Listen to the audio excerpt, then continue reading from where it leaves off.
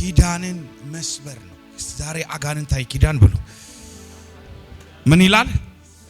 ዛሬ ኪዳንን እንሰብራለን። እስቲ እግዚአብሔር ከኔ ጋር አለ በሉ። ክብር ለኢየሱስ ይሁን። ኪዳን ማለት ምን ማለት ነው? ኪዳን ማለት መጽሐፍ ቅዱስ ውስጥ እንደዚህ ይላል፣ በሁለት ሰዎች መካከል ያለ መስማማት ወይም አግሪመንት ወይም አንድነት፣ አንድ መሆን፣ በአንድ ሐሳብ ላይ እንዲህ እናደርጋለን እንዲህ ይሆናል ብሎ ሰዎች ሲስማሙ ያ ምን ይባላል? ኪዳን ይባላል። እና ኪዳን ብዙ ሰዎች በማወቅም ባለማወቅም ኪዳን ገብተዋል። እና ዛሬ ኪዳንን በመስበር ውስጥ የሚገኝ በረከትን እንካፈላለን። አሜን። መጀመሪያ ከቅዱሱ ኪዳን እስቲ ልጀምርላችሁ። መጽሐፍ ቅዱስ ስለ ኪዳን ምን ያወራል? ስለ ኪዳን ብዙ አይነት ኪዳኖች አሉ። ዘፍጥረት ጀምሮ ኦልሞስት አንዳንዶቹ 7 አይነት ኪዳን አለ ይላሉ መጽሐፍ ቅዱስ ውስጥ። ሌላኛው አካል ደግሞ 8 አለ፣ 8 አይነት ኪዳን አለ። 5 አይነት መጽሐፍ ቅዱሳዊ ሜጀር ኮቨነንቶች ወይም ኪዳኖች አሉ ብለው ያወራሉ። ዋናው ሐሳብ ግን ኪዳን፣ አንደኛው ኪዳን ኤደኒክ ኮቨነንት ወይም በኤደን ገነት ውስጥ እግዚአብሔር ለአዳም የሰጠው ኤደናዊ ኪዳን ይባላል። በዘፍጥረት 2:15 ላይ እግዚአብሔር ኤደን ገነትን እንዲጠብቃት እንዲንከባከባት ምን ሰጠው? አዳምን ኤደንን ሰጠው። በኤደን ገነትም አስቀመጠው። ያ ኤደኒክ ኮቨነንት ወይም ኤደኒክ ቃል ኪዳን ይባላል። ሁለተኛ አዳሚክ ኮቨነንት ይባላል። አዳማዊ ቃል ኪዳን። እስቲ አዳማዊ ቃል ኪዳን ብሉ።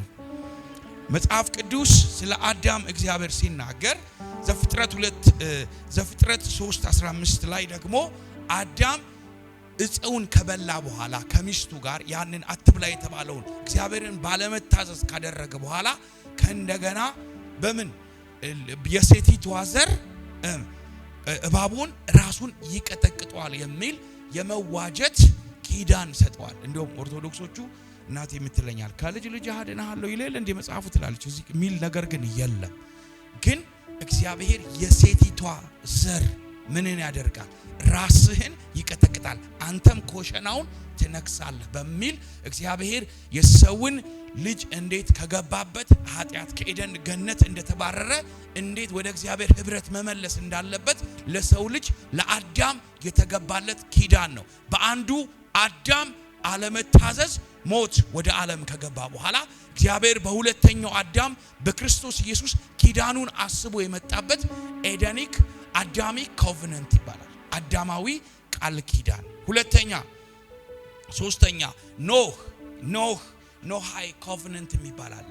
የኖህ ኮቨነንት ምንድነው? መጽሐፍ ቅዱስ ስንመለከት የሰው ልጅ እግዚአብሔርን ባለመታዘዝ በኃጢአት በእርኩሰት እግዚአብሔርን ባሳዘኑ ጊዜ እግዚአብሔር ፍርድን አመጣ። ከዛ ታስታውሱታላችሁ 40 ቀን 40 ሌሊት ዝናብ ዘነበ። በኋላ ላይ ኖህና እንስሶቹን የሰው ልጆችን ይዞ ኖህና ቤተሰቦቹን 8 ነፍስ ይዞ እንስሳቶችን ይዞ እግዚአብሔር ምን አደረገ? ለኖህ ኪዳን ገባለት። ምን ብሎ? ከዚህ በኋላ የምድርን በውሃ አላጠፋም ብሎ ለሰው ልጆች ሞትን በእግዚአብሔራዊ መቅሰፍት እንደማይገድል ዘፍጥረት 8:21 ላይ ምልክት ሰጥቶ ኖህ ኪዳን ይባላል። አብርሃሚክ ኪዳን ይባላል። ደግሞ አብርሃማዊ ቃል ኪዳን ይባላል። አብርሃማዊ ቃል ኪዳን ደግሞ ዘፍጥረት 12 ከሀገርህ ከቤተሰብህ ከዘመድህ ተለይ እኔ ወደ ማሳይህ ምን እወስድሃለሁ?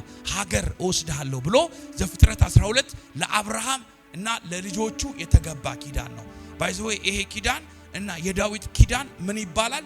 ኤቨርላስቲንግ ኮቨነንት ዘላለማዊ ኪዳን ይባላል። ለምሳሌ እንኪያውስ በእምነት ከሆናችሁ የአብርሃም የተስፋው ቃል ወራሾች ናችሁ ይላል። አሜን በሉስ። እባርካለሁ ለበረከትም አደርጋለሁ፣ የሚባርኩን እባርካለሁ፣ የሚረግሙን እረግምሃለሁ፣ ስምህንም ገናና አደርጋለሁ። ይሄ ቃል ያንቺ ቃል ነው። ይሄ ቃል የኔ ቃል ነው። ዛሬ በዚህ ኪዳን ነገሮቻችሁን መቀየር ትችላላችሁ።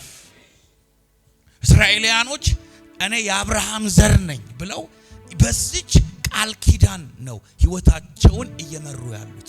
ብዙ ጴንጤ ግን እኔ ከርታታ ነኝ እያለ እያማረረ ነው።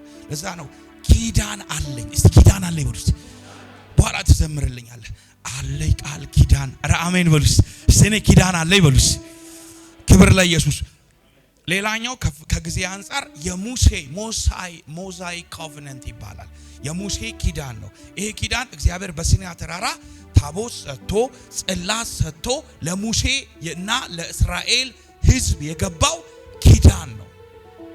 እና ኮቨናንት ቴዎሎጂ ስትገቡ ጥልቅ ሴሬሞኒያል ኮቨናንት ብዙ አይነት ሐሳብ አለው።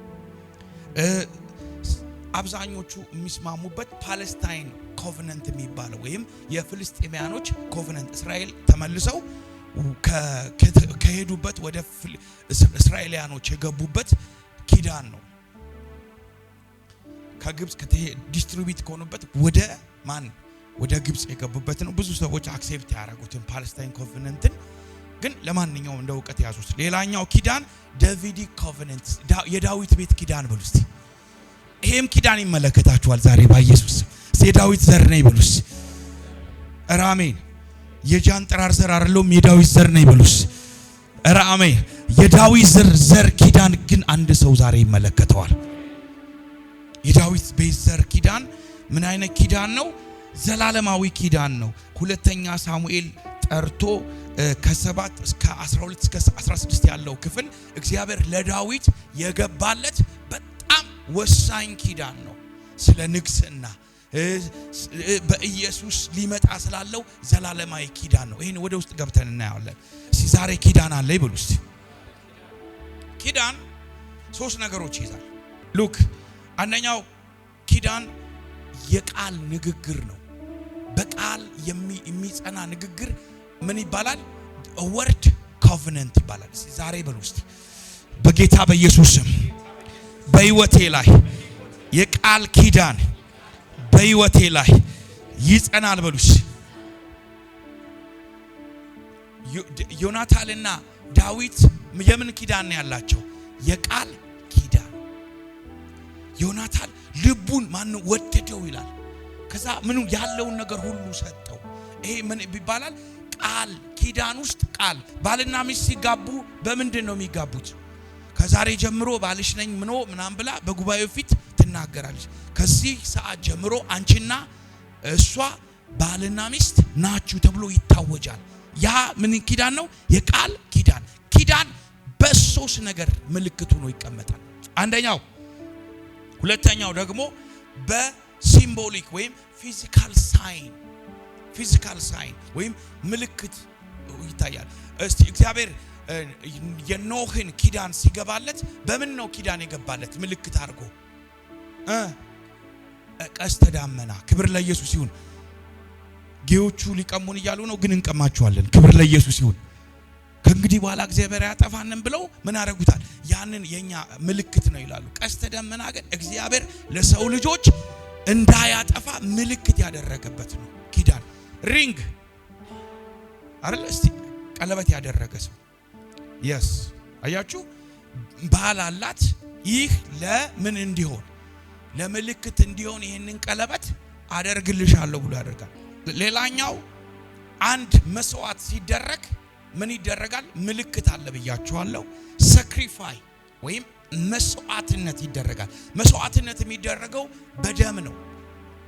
በደም ሌላ በኮሚትመንት የሆነ አንድ ነገር ተግባራዊ በማድረግ የሚደረግ ነገር ነው። ሉክ ለምሳሌ ኖህ እንዳልኳችሁ ቃል ኪዳን ዘፍጥረት 9 ላይ እግዚአብሔር ሲገባለት በምንድነው የገባለት? በሬንቦ ወይም በቀስተ ደመና። አብርሃም በምንድነው ኪዳኑን ምልክት እንዲሆንለት ያደረገው? ግርዘት በሉስ። አብርሃምን ግርዘት እስራኤላዊ መሆናቸው ፕራይድ የሚሆኑበት በ8ኛው ቀን ተገርዘዋል። ሮሜ መጽሐፍ ላይ ብዙ ጭቅጭቅ ያለበት፣ ገላትያ መጽሐፍ ላይ አሁን ጊዜ ስለሌለኝ እኔ ያልተገረዘ ፍልስጤማዊ which is ኪዳን የለውም፣ ከእግዚአብሔር ጋር አግሪመንት የለውም። አኒማል ሳክሪፋይ ያደርግ ነበር አብርሃም። ልጁን ይስሐቅን ምን አድርግልኝ? ሰዋልኝ። አምልኮ የሚካሄድበት ስርዓት ነው። ሌላ ኖህ ሙሴ ኮቨነንት ከእግዚአብሔር ጋር የገባበት ምልክቶች ውስጥ ምንድነው ስትሉ አንደኛ ብለድ ስፓርክል ወይም የሕዝቡን በዘጸአት 24:8 ላይ ሙሴ እግዚአብሔር ጋር ሕዝቡን በእጾብ በደም ምን አረጋቸው ረጫቸው ይላል። ከዛ ከእግዚአብሔርም ከነሱ ጋር ኪዳን እንዳለው የደም ኪዳን ተናገረ። ደም very serious ነው። ለዛ ነው መንፈስ ዓለም ላይ ደም የሚሉ ሰዎች አሉ። ደም ምንድነው? ደም መረዳቱ ኑሯችሁ ስትጸልዩ ነገሩ መንቀሳቀስ ይጀምራል። አሜን። ታስታውሳላችሁ መጽሐፍ ቅዱስ ላይ እኔ ማን ነኝ አለው የዮና ልጅ ስምዖን ሆይ አንተ የእግዚአብሔር ልጅ ነህ ጌታ ኢየሱስ ነው ሲለው ቤተክርስቲያኔን በዚህ አለት ላይ እመሰርታለሁ። ማን በሚል? ኢየሱስ ጌታ ነው በሚል መረዳት ላይ ቁመህ ቤተክርስቲያኔን በዚህ አለት ሮክ ማለት መረዳት ማለት ነው። ዛሬ በቃል ኪዳን ያለውን ኃይል ተረድተን በህይወታችን ላይ እኛን የማይመለከተንን ኪዳኖች እናፈርሳለን። በማወቅ የገባነውን ባለማወቅ የገባነውን ሁሉ አፍርሰን እንወጣለን። ለዛ ነው ሙሴን እግዚአብሔር በብለድ ስፓርክሊንግ ምልክት ያደርግለት ነበር። ስቶን ታብሌት ወይም በታቦት የእግዚአብሔር ጣት በምን ጻፈች ይላል? በድንጋዩ ላይ የእግዚአብሔርን ታቦት ምልክት አድርጋ ጻፈች ይላል። ኮቨነንት ነው። ሌላኛው ምንድነው? አርክ ኦፍ ኮቨነንት ታብሌት ተመሳሳይ ሐሳብ አለው። አራተኛ ዳዊትን እግዚአብሔር የገባለት ምን አድርጎ ነው? ዛሬ በጣም የምጸልይበት ዋናው ሐሳብ ይሄ ነው። እስቲ የጨው ኪዳን ብሎ ለዳዊት የተገባበት ኪዳን ግን የጨው ኪዳን ነው። ይሄ ኪዳን የንግስና ኪዳን ነው። ዘላለማዊ ኪዳን ነው። ኧረ አሜን በሉሽ። ዛሬ የኔ ነገር ተቀይሮ ይወጣል በሉሽ። ምልክትን አደርግ። ቅድም ነግሬያችኋለሁ። የአብርሃምና የዳዊት ቤት ኪዳን ይመለከታቸዋል። ኒው ኮቨነንት አዲስ ኪዳን የሚባለው ኪዳን ደግሞ ቅድም ከሰባቱ ውስጥ አንዱን ረስቻለሁ፣ ይቅርታ። አዲስ ኪዳን ብላችሁ ትጨምሩበታላችሁ። a new covenant በማቴዎስ 26 ቁጥር 28 ኢየሱስ ፋሲካ ሊያከብሩ በተነሱ ሰዓት ላይ ምኑን ያዘ? ጽዋውን አነሳና ይህ ስለናንተ ስለብዙዎች የሚፈስ የኃጢአት የአዲስ ኪዳን ደም ነው። የኃጢአት ስርየት is a new covenant by blood። አዲስ ኪዳን ውስጥ ምልክቱ ምንድነው? ካፑና ብሬዱ ነው። ዳቦውና ጽዋው ነው። የአዲስ ኪዳን ይህ ስለኔ ለብዙዎች የሚፈስ የኃጢአት አዲስ ኪዳን ስርየት ነው። በኢየሱስ ስም በሉስ። አሁን ብዙ አያውቅም። የጌታ ቀን የጌታ ራት አለ ሲባል እግዚአብሔር ጋር ያለህን ኪዳን የምታስብበት ነገርህን የምትቀይርበት ኃይል የምትቀበልበት። አሜን በሉ እስቲ። በጌታ በኢየሱስ ስም በሉ። በኔ ህይወት ውስጥ የእግዚአብሔርን ኃይል እቀበላለሁ። አሜን። ሶልት ኮቨነንት ዛሬ በደንብ ገብቼ አያዋለሁ። በዚህ አቅጣጫ ነው ምን ጸልየው። አጋንንታዊ ኪዳን አለ ደግሞ። አጋንንታዊ ኪዳን ብሎ አጋንንታዊ ኪዳን ከጠንቋይ ጋር ወይም ኦከልቲክ ግሩፕ ከጠንቋይ ጋር የተያዙ ማህበረሰቦች ጋር የሰይጣን ማህበረተኞች ይላቸዋል መጽሐፍ ቅዱስ። ሌላ ሴክሬት ሶሳይቲ በድብቅ የሚሰሩ ዘር ማንዘር ፋሚሊያር ኮቨነንት አለ። ዲሞኒክ ኮቨነንት አለ። ምን አይነት ኮቨነንት ነው? ከኛ በፊት ያሉ 4 ትውልድ 10 ትውልድ ምን አይነት ኮቨነንት አላቸው ሲባል ሀብት ብሰጠኝ። አሁን ሰው ጠንቋይ ቤት ሄዶ ህንጻ የሚሰራው ህፃን ልጅ የሚያስቀብረው ኪዳን ገብቶ ነው። ሀብት ብሰጠኝ ዘር ማንዘሬ ይገዛልሃል ብለው ኪዳን ገብተዋል። የሆነ ጊዜ ያ ሀብት ይጠቀሙበትና ያ ኪዳን ስፒሪት ሪሊም ላይ አለ። ያ እነዛ ሰዎች በህይወታቸው ላይ ፌል ያደርጋሉ። ሰይጣን ግን አግሪመንቱን ይዞ ሰዎችን ምን ያደርጋል? ይቃወማል፣ ዲስትሮይ ያደርጋል። ለዛ ነው መጽሐፍ ቅዱስ ምን ይላል? የሚቃወማችሁን የዕዳ ጽሑፈት በአደባባይ በግልጽ አለቆችና ስልጣኖችን ኃይላቸውን ገፎ ምን አደረጋቸው ይላል? አሳያቸው። ምኑን? ኪዳን የዕዳ ጽሕፈት ዛሬ የዕዳ ጽሕፈት ይሰረዛል። አያችሁ ብዙ ሰው ለእግዚአብሔር ቃል እስቲ አጋንንታዊ ኪዳን ጋር ምን አይነት ኪዳኖች አሉ ላሳያችሁ። መዝሙር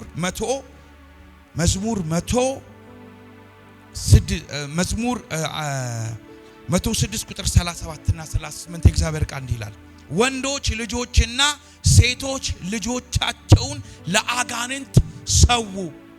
ምን አረጉ? ሰው። ወንዶችና ሴቶች ልጆቻቸውን ለአጋንንት ሰው።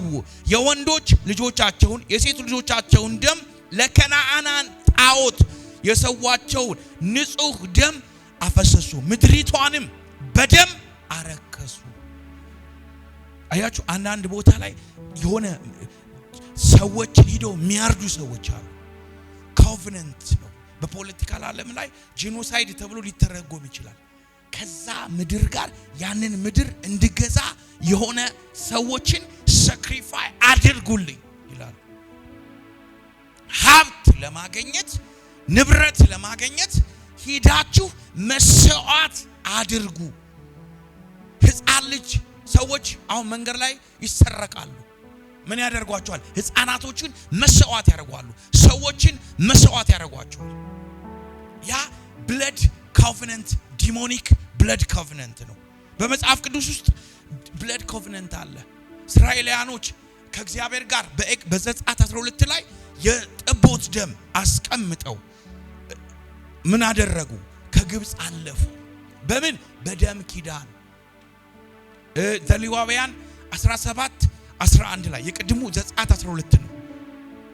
በስጋ ለባሽ ውስጥ ምን አለ? ደም አለ። ደሙም ነፍስን ይዟል። ደሙ ምን ይወክላል? ሕይወትን። ዛሬ በሕይወት ዘመናችን ላይ በማወቅ ባለማወቅ ቤተሰቦቻችን የገቡት ሁሉ አጋንንታዊ ኪዳን ይፈርሳል። ኢየሱስ ጌታ ነው። ሰዎች ሳያውቁት ምልክት ያደርጋሉ። የሚገርማችሁ ብዙ ነው። ከጊዜ አንፃር ልግባ። አሁን ማቴሪያል ሲምቦሊክ ኦብጀክት ዲሞኒክ ኮቨንቶች ውስጥ አሉ። ምን አለ መሰላችሁ? ብር የሚያረጉ ሰዎች ማደር ታስታውሻለሽ? ብር የሚያረጉ ሰዎች ይመጣሉ። ናንተ ተብሎ አጋንንት ይጮሃል። ብሩ ምንድነው ሲባል አንድ ሰውዬ መጣ፣ ነፃ ወጣ። ፕሮፌት ፈልጋለሁ አለኝ። ምንድነው ስለው እኔ ኪዳን አለኛል። በመገለጥ ነው። እዚህ ጋር ያስቀበርከው መድኃኒት አለ። ሱቅ አለ፣ ምግብ ቤት አለው። እዚህ ጋር ተነቅሷል። ብር አለው። ብር የሚለብሱት አይታችኋል? ብር አለ፣ ብራስሌት አለ፣ ታቶ አለ፣ ተቀብሯል። ሄሎ እኔ ጋር ናችሁ? ክብር ለኢየሱስ ይሁን። ያንን ብር ለብሰው ይገባሉ። ከዛ አንዲት ልብስ ሰጥተውኛል። ያቺን ለብሼ እገባለሁ፣ እወጣለሁ፣ እገባለሁ፣ እወጣለሁ። ፋይናሊ ቤቱ ሰው ይሞላላል። ምን አድርገሃል? የባብ አንገት ቆርጠን ቀብረናል አለ። መስሪያ ቤት ውስጥ ምግብ ቤት ውስጥ እና ብር አለው፣ ምልክት አለው። ሂዶ አስራቱን በታማኝነት ይከፍላል። አንቺ ነሽ እዚህ ማከፊው እንጂ እነሱ በታማ ካለዛ ይቆማል። አጋንንት ቬሪ ሲሪየስ ነው። ኪዳን ትገባለህ፣ ፋይናንሱን በትክክል ፕሮፐርሊ ያስገባል። ምን ያደርጋል? እውነት ውሸት? ፕሮፌት አታውቅም? አዎ ዛሬ በጌታ በኢየሱስ ስም እናፈርሳለን። ሀብል አትቀበሉ። ወይ ጸልያችሁ እንትን በሉ። ድግምቱ እንዲፈርስ በጨውና በምን አርጉበት ይባላል። በተለምዶ እንኳን ታዩታላችሁ። ጨው ቬሪ ሲሪየስ ነው። ሌላ ላሳያችሁ። ሪንግ ቀለበት ኪዳን ይገባሉ። ኢቭን በመናፍስቱ ዓለም ኪዳኖች አሉ። ሪንግ የሚያረጉ ሰዎች አሉ። ሪንግ አድርገው ያንን ነገር ያስባሉ። ያንን ኪዳን ቀለበት ሲያደርጉ አትሞስፌሩን መግዛት የሚችሉ አሉ። እንዲህ አይነት ሰዎች መጥተው ሰላም ሲሏችሁ ትፈዛላችሁ። እንዲህ አይነት ሰዎች መጥተው ላይፋችሁን ያበላሹባችኋል። ዛሬ እናፈርሰዋለን። ክብር ለኢየሱስ ይሁን። ታቱ አጋንንት ሲጮህ በላኝ ብሎ ታቶ ባርት ላይ ብቻ ምን ያደርጋል? ያቃጥላል። ቲቪ ጆሹዋ ላይ ቲቪ ላይ ምናምን ካያችሁ ታቶ ላይ ምልክት እያደረገ የዲሞኒኩ መሰዊያ ነው፣ ማረፊያ ነው፣ ምልክት ነው፣ ኮቨነንት ማረጊያ ነው። ዛሬ በጌታ በኢየሱስ ስም በሉ፣ በጌታ በኢየሱስ ስም በሉ፣ በሕይወት ዘመኔ ላይ በሉ የተደበቀ አጋንንታዊ ኪዳን በክርስቶስ ኢየሱስ ስም ይፈርሳል በሉ፣ ይፈርሳል። እኔ ማቃት ልጅ አለች፣ አጋንንት አስወጣሁላት። አጋንንቱ የት ጋርና ሲባል ልጅቷ ቡና ቤት ነበራት እና ጥርሷን ብልጭ አርጋ እንትን አርጋ ይሄን ምንድነው የሚባሉት? ውቅራት ነው ምንድነው? ንቅሳት ነው። እንደዚህ አርጋ ብልጭ ካረገች በቃ አለቀ፣ አትወጣም። ተመልሰህ ትመጣለህ። ብርህን ጨርሰህ ባዶህን ተበድረህ ትወጣለህ። ልጅቷ ኃይል ያላት ጥርሷ ላይ ነው። ምልክቱ የደም ኪዳን ነው። ዛሬ ይፈርሳል። ጥርሷ ያምራል፣ ጥርሷ ያምራል ይላል። አያምርም። እንደውም እንደዚህ ሽፍፍ ያለ ነገር አለ። ዛሬ በሉስ በጌታ በኢየሱስ ስም ይፈርሳል በሉስ። ኦከልቲክ ማርክ አለ። ኦከልቲክ ማርክ ማለት ዊችክራፍት ማርክ ማለት ስፒሪት ዓለም ላይ አይነ ተከፍቶ ካየህ ግንባርሽ ላይ ምናምን አለ አይደል? ግንባርሽ ላይ እጅ ላይ አለ።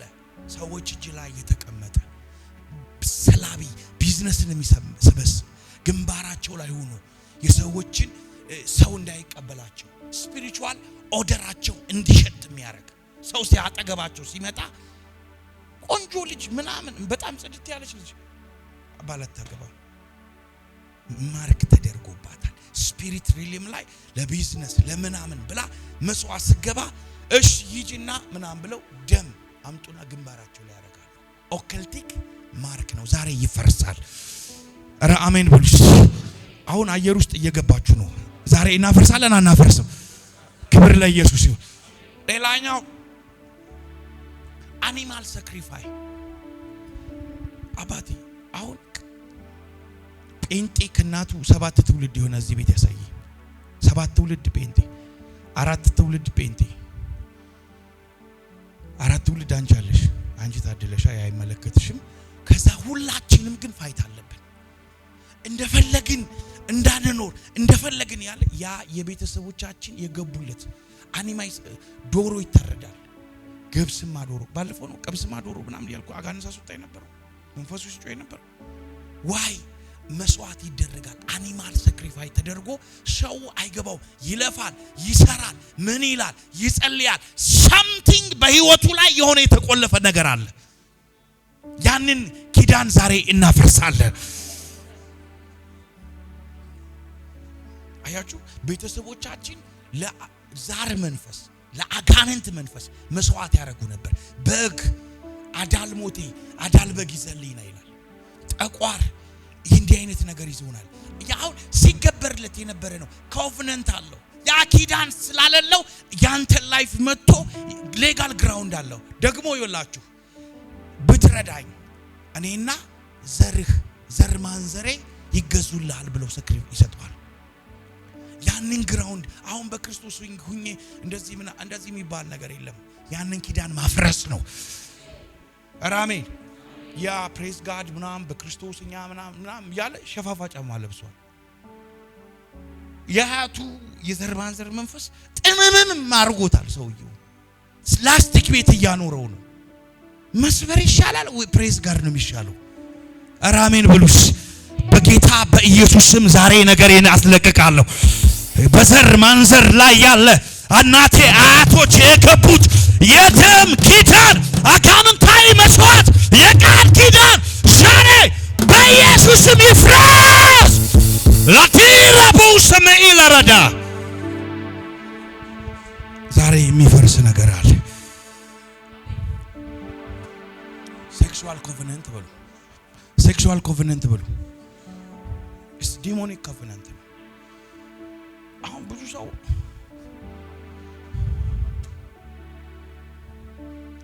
ሴክሹዋል ኮቨነንት ማለት ምን እንደሆነ የነፍስ ቁርኝት ነው። የነፍስ ቁርኝት በሉ አንድ መስማማት ማለት ነው። እግዚአብሔር እኔ ዝሙትን እጠላለሁ የሚለው ከማታውቃት ሴት ጋር ሄደህ ሲዶ ሰውየው ሲተኛ እዛች ሴት ጋር አንድ ይሆነ አንደኛ ቆሮንቶስ 6:18 ላይ ከጋለሞታ ጋር የሚተባበር አንድ ስጋ ይሆናል ማለት እሷን የሚመታት ሁሉ አንተን ይመታል። እሷን የሚባርካት ሁሉ ምን ያደርጋል? አንተን ይባርካል። አሁን ብዙ ሰው ይሄንን ነገር ስለማያውቅ ለተወሰነች ፕሌዠር እና ደስታ ሂዶ ከማያውቃት ሴት ጋር ሂዶ ይተኛል። ያ ነገር ሲያደርግ መንፈስ ዓለም ላይ ኪዳን እየገባ ነው ማለት ራይት አለው። የሱ ሚስት፣ የሱ መኪና፣ የሱ ንብረት፣ የሱ ቤት የራሷ ነው።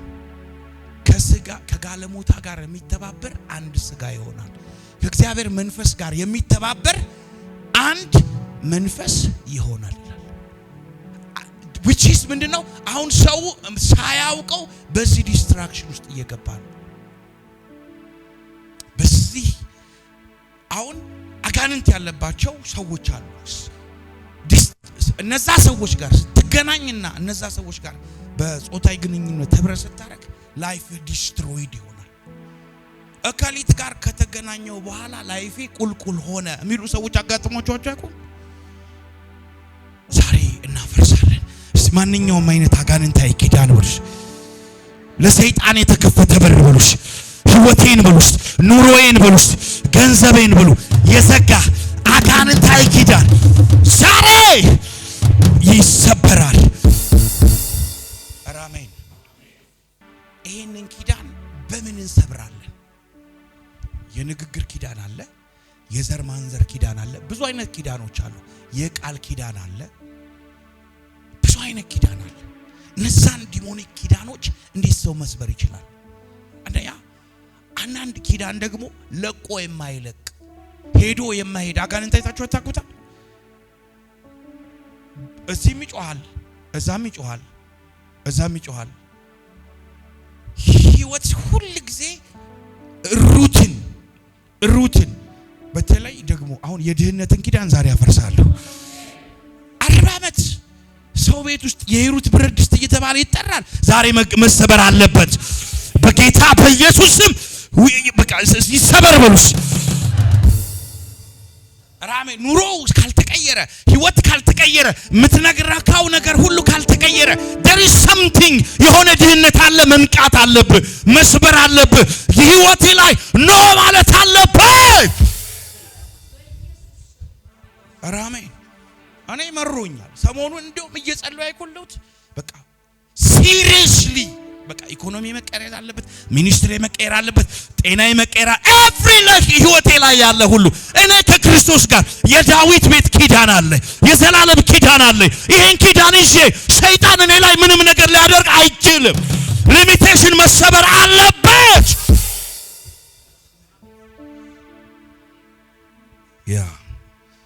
እሺ ስለ ጨው ትንሽ አውራችሁና ዛሬ በጨው ምልክት አድርገን እንጸልያለን። የማይሰበር ነገር የሚሰበረው በጨው ሲጸልይ ነው። የጨው ኔቸር ላሳያችሁ። ጨው ቫልዩ አለው። ቫልዩ ማለት ዋጋ ማለት ነው። በድሮ የሮማን ወታደሮች ደሞዛቸው በምንድን ነው የሚከፈሉት? በጨው ነው። ሳለሪ የሚለው ቃል ከላቲን ቃል የመጣ ቃል ነው። ሳላሪያም ከሚል የጨው ገንዘብ ቃል የመጣ ነው። ጨው በዛን ጊዜ ሀብት የመከፋፈያ ዋጋ፣ ከረንስ ወይም የሀብት ምልክት ነው። ሳላሪያም ማለት በላቲን ቋንቋ የጨው ገንዘብ ማለት ነው። ሳለሪ የሚለው ቀጥታ ከዚህ ትርጉም ነው የመጣው። ጨው ቫልዩ ማለት ነው። ጨው ዌልዝ ማለት ነው። ባይዘው እግዚአብሔር በጣም የጨውን ጥቅም በደንብ አድርጎ የተጠቀመበት ቤታችን ያለ አልተረዳነበት። ጨው ምድር ከመፈጠሯ በፊት የነበረ የእግዚአብሔር መንፈስ በምኑ ላይ ነበር? በውሃ ላይ ነበር። በውሃ ውስጥ ምን ነበር? ጨው ነበር። ጨው ኪዳን፣ በጨው የሚጸለይ ጸሎት በህይወታችሁ ላይ አይሆንም የተባለ ነንስቶፕ የሆነ ነገር ሁሉ የመጣ ህይወታችሁ ላይ አልንቀሳቀስ ያለን ነገር በዚህ ኪዳን ተሰብራላችሁ። እመኑኝ እመኑኝ እመኑኝ እመኑኝ። በህይወታችሁ ላይ ያለ አጋንንታዊ መርገም ዛሬ ይሰበራል። አልወጣ ያለው ነገር ዛሬ ከዚህ ቀን ምሽት ዛሬ ይሰበራል። በኢየሱስ ስም ይሰበራል። ጨው በጣም የምን ምልክት ነው? መጽሐፍ ቅዱስ ሲናገር ሌላኛው የፕሪዘርቬሽን ወይም የመጠበቅ ምልክት ነው። በድሮ ጊዜ ሰዎች ጨው ምን ያደርጋሉ? ፍሪጅ ከመምጣቱ በፊት ቋንጣ፣ አሳ ነገሮች የሚቀመጡት በጨው ውስጥ ነው። ነገር እንዳይበላሽ። ለዛ ነው ነገር እንዳይበላሽ እግዚአብሔር ለዳዊት የገባለት ኪዳን የጨው ኪዳን ነው። ሲሪየስ ለሌዋውያኖች የገባላቸው ኪዳን ሲሪየስ ኪዳን ነው። ለእስራኤላውያኖች የገባላቸው ኪዳን በህይወታችሁ ላይ ነገር እየተበላሸባችሁ ያላችሁ ሰዎች ዛሬ እግዚአብሔር ይሄንን ኪዳን ያስባል። በህይወታችሁ ላይ ያለ መርገም ይሰበራል። አሜን የሚል ሰው ካለ አሜን ይበል። ጨው በጣም ቬሪ ሲሪየስ ነው። ሌላ ጨው ሰልፍ ፒዩሪፊኬሽን ይባላል። ምልክት ነው የራስን የመንጻት። ሕዝቅኤል 16 ቁጥር 4 ላይ የእግዚአብሔር ቃል ሲናገር በተወለድሽ ጊዜ በዚያን ቀን እትብትሽ አልተቆረጠም፣ ንጹህ ትሆኚ ዘንድ በውሃ አጠብኩሽ፣ በጨውም አልተቀባሽም፣ ጨርቅም አልታጠብሽም ይላል። በጨርቅም አልተጠቀለልሽም ይላል። በሩቅ ምስራቅና በእስራኤላኖች ካልቸር ሰው ከተወለደ በኋላ በጨው ምን ይላል? እኛ ሀገር እንደዚህ አይነት ካልቸር አለ። አራስ ልጅ እንደዚህ የሚያደርጉ ሰዎች አሉ። አዎ በጨው ቦዲው ምን ማድረግ በቃ ለህይወት ልጅየውን ዴዲኬት ማድረግ ማለት ነው። መሰወር ፕሪዘርቭ እንዲያደርግ ህይወትህ፣ በረከትህ፣ ጤናህ፣ ኮኮብህ ይሰወር ብለው ዴዲኬት ያደርጉታል። ፒዩሪቲ ማለት ነው መንጻት፣ ቅድስና፣ ሆሊነስ ማለት ነው።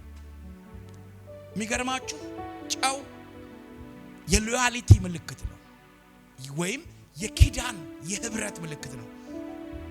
ሩቅ ምስራቅ ውስጥ ሰዎች ቢዝነስ ሲጀምሩ፣ ጓደኝነት ሲጀምሩ ሂደው ጨው ነው የሚበሉት። የጨው ኪዳን ማለት ኤቨርላስቲንግ ኮቨነንት ነው፣ የማይፈርስ ዘላለማዊ ቃል ኪዳን ነው። ብዙ ሰው ይህንን ሚስጥር አያውቅም። ቤተክርስቲያን አትጠቀምበትም። ውሃ፣ ዘይት ነው።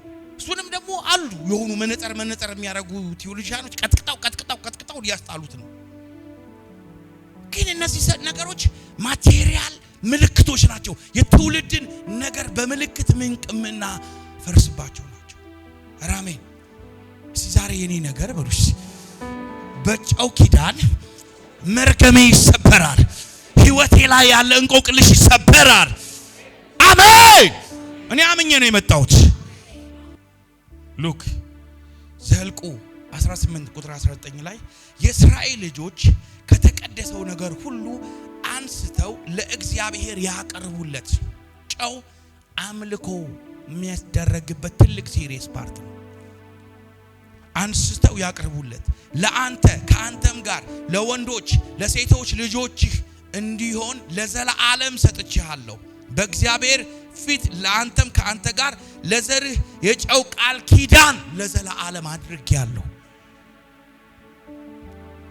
ጨው ማለት ቬሪ ሲሪየስ በጣም ብዙ ሪሰርች አድርጌያለሁ። ከሜዲሲን አንፃር ከምናምን ጊዜ ስለሌለኝ ላሳጥረው ብዬ ነው። በጣም ፓወርፉል ነገር ነው። ለእስራኤላውያኖችን ይሄ ሊቫን ወይም ሌዋውያኖችን እግዚአብሔር ኮቨነንት ሲገባላቸው በጨው ኪዳን ነው። መስዋዕቱ እንዲታሽ የሚደረገው አይ ቲንክ ቆላሲያስ ላይ ነው አይደል? እግዚአብሔር ቃል ምን ይላል? ሰው በመንፈስ ምን ይላል? በእሳት ይቀመማል። መስዋዕት በጨው ይቀመማል ይላል። ለምን እንደሆነ ታውቃላችሁ? ጨው ስፖይል አያደርግም፣ በስኳር አይልም። ጨው በእሳት ውስጥ ያልፋል፣ አይቃጠልም፣ ለዘላለም ይኖራል። ጨው ዋይት ነው፣ ፒዩር ነው። የራቸስ ንግግራችሁ በጸጋ ቃልና በጨው የተቀመመ ይሁን። ጨው የጽድቅ፣ ጨው የቅድስና፣ ጨው የበረከት ጨው ራይት የማድረግ ምልክት ነው። ለዛ ነው ጨው አልጫ ቢሆን ድንጋይ ነው ብለው ይተጠሉታል። እናንተ የምድር ጨው ናችሁ። ጨው ከሆናችሁ ምንድነው የምታደርጉት? በትክክለኛው ነገር የጨው ባህሪ ዴሪክ ፕሪንስ የሚባል ሰው የጻፈው መጽሐፍ ማታ ሰርች ሳደርገው ነበር። ስፓይስ ነው ጨው። ፍሌቨር አልባ የሆነውን ፍሌቨር ያደርጋል። አሜን። ምርጥ ምግብ በልተህ ምርጥ ፍሬሽ ስጋ መጥቶልህ ጨው ከሌለው እኮ ዋህ ነው የሚልህ። ክርስቲያኖችም በህይወታችን በኑሯችን ተጽዕኖ እንድናመጣ ይፈልጋል። ክርስቲያኖች ካሉ አካባቢውን መግዛት ይችላሉ። ለዛ ነው ቸርች ፋዘርስ ወይም የቤተ ክርስቲያን አባቶች ከሚባሉት ይህንን ደግሞ ለቲዮሎጂያኖች ያስፈልጋቸዋል። ንቅት ይላሉ። ሴንት አውግስቴ ምናምን ስትላችሁ ክፍትና የሚሉ ሰዎች አሉ። ሴንት አውግስቶስ ስለ ጨው የተናገረው ነገር አለ። ዊዝደም ነው፣ ጥበብ ነው። ንግግራችሁ በጸጋና በጨው ቃል ምን ይሁን የተቀመመ። ከአንደበታችሁ የሚወጣው ቃል ሰውን የሚያክም፣ ሰውን የሚያበረታ፣ ሰውን የሚፈውስ መልካም አንደበት ለሰውነት ምንድናት? ጤና ናት። የጻድቅ ሰው አንደበት የህይወት ምንጭ ነው። አንደበታችሁ ዊዝደም ነው። ዊዝደም ማለት በቃ ህይወትን መቀየር የሚችል ኃይል አላችሁ አንደበታችሁ ላይ። ከአንደበታችሁ ላይ ሟርት አይደለም፣ ከአንደበታችሁ ላይ እርግማን አይደለም፣ ከአንደበታችሁ ላይ በረከት ነው። አረ አሜን። እኛም ጋር አሉ ባይዘው በሃይማኖት እንዳላደርገው እኛም ጋር አሉ። እነሱም ሌላ ጊዜ እንመጣባቸዋለን። ሞራል ኢንኮረፕሽን through the grace ማለት ነው። ትልቅ በቤተ ክርስቲያን ታሪክ ውስጥ one of the church fathers ውስጥ የተናገረው ነገር ነው። ይውላችሁ በጣም ጨው ትልቅ ኃይል አለው። ሁለተኛ ዜና 13 ቁጥር 5 ላይ እግዚአብሔር ቃል ሲናገር የእስራኤል አምላክ እግዚአብሔር በእስራኤል መንግስት ለዳዊት እና ለልጆቹ ሄሎ ለዳዊትና በሉስት ለምኖቹ በጨው ቃል ኪዳን ለዘላለም እንደሰጠ በእውኑ አታውቁምን? አሁን የዳዊትን ራእይ መጽሐፍ ላይ ምን ይላል? የዳዊትን ዙፋን የወረሰው ኢየሱስ የማን ዘር ነው? የዳዊት ዘር። የዳዊት ልጅ ሆይ ምን በለኝ ማረኝ። ኢየሱስ የማን ዘር ነው? የዳዊት ዘር ነው። እኛ ደግሞ የማን ዘር ነን? የኢየሱስ ዘር ነን። እኛ ለሌዋውያን የተገባው ኪዳን ውስጥ እኛ አለንበት።